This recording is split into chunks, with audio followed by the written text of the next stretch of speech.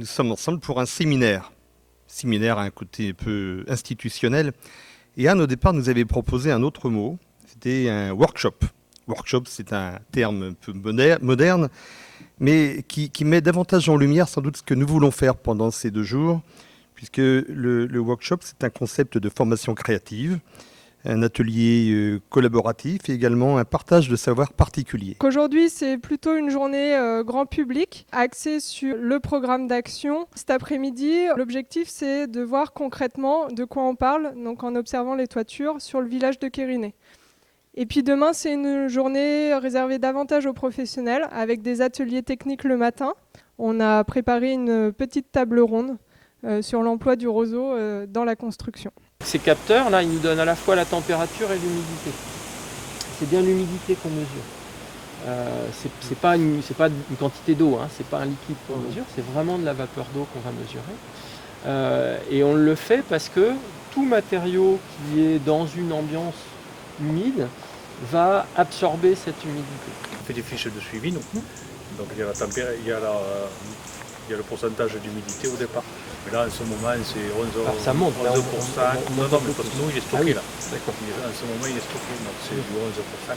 Mais ça garde toujours, on ne peut pas descendre, c'est l'humidité de l'air, non, qui le fait. Oui, parce que le roseau, il est sec depuis 6 mois. Non, c'est tout à fait ça. Il y a un équilibre qui est un équilibre hydrodynamique qui fait que... Au début, je ne comprenais pas, quoi. Alors, on avait des 12-15%, alors le roseau, vous le preniez, même chez nous, quand il fait vraiment chaud, au mois de juillet, il y avait toujours du 10-11% d'humidité.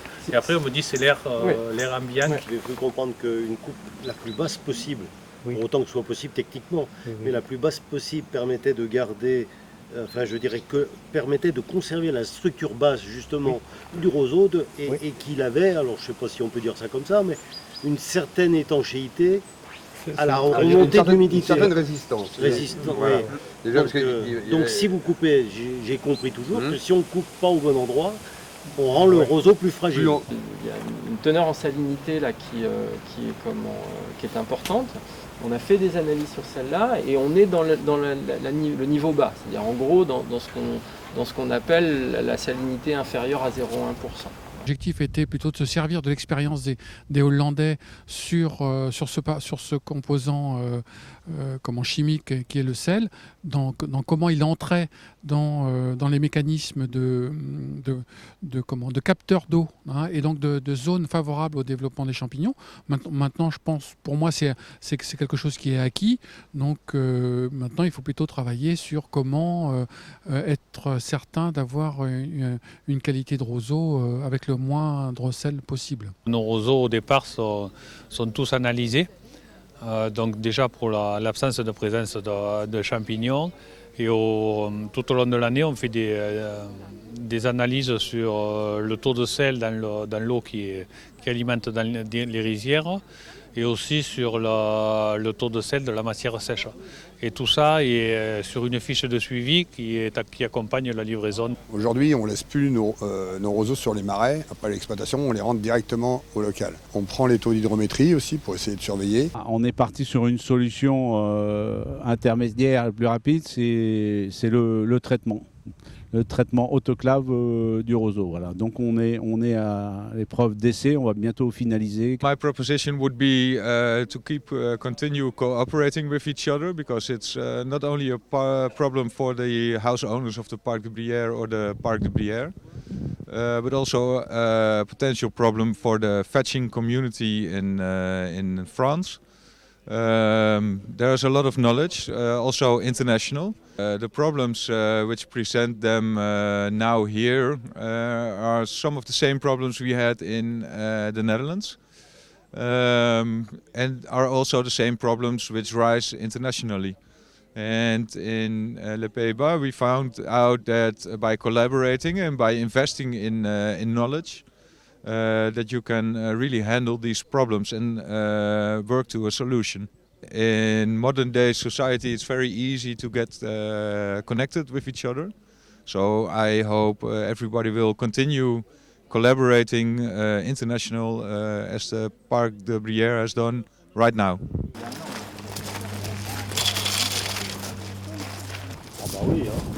Là, effectivement, c'est autre chose. Ça, c'est le blanc. comme Ça, c'est les champignons. c'est pas la pourriture comme la... Oui, alors C'est vraiment de la après, moisissure. on peut pas dire Oui. quelle souche c'est exactement comme ça en regardant, il faut faire des analyses. Mais Ça là va. on sent, en fait ça agglomère. Là c'est collé, hein. Si vous touchez, c'est collé, c'est tout C'est ce dur. que j'ai eu, moi, c'était comme du plâtre. What do you expect from reed with this length and this fine compared to reed with this length and this diameter? You've got more nitrogen today in the air, which makes it rather difficult and which is very positive for fungi. And the other thing is the knowledge the fetchers have about their product. Because same as in Holland, we are all professional. And every fetcher knows by heart which is good. Only in these days, knowing by heart isn't good enough. We found out in Holland that we need science and good practices and good rules to make it better. So I think at this moment where you are with all the French fetchers, this is a beautiful moment to start professionalizing.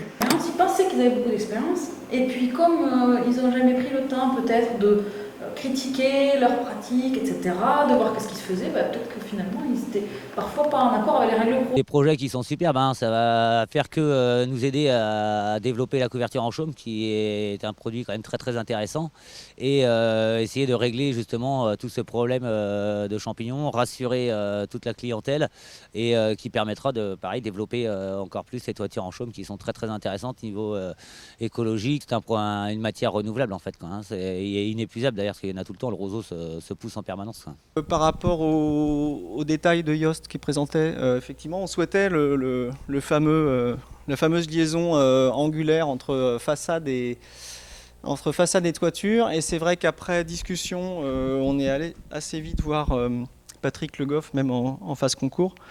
On a orienté le dessin vers finalement un profil formant goutte d'eau avec le débord du chaume pour que l'eau puisse s'écouler parfaitement et garantir en tout cas une pérennité au bâtiment. En fait, le panneau, il est vraiment décoratif, c'est-à-dire qu'il ne participe pas, il fait l'étanchéité, mais il ne participe pas à la thermique du bâtiment.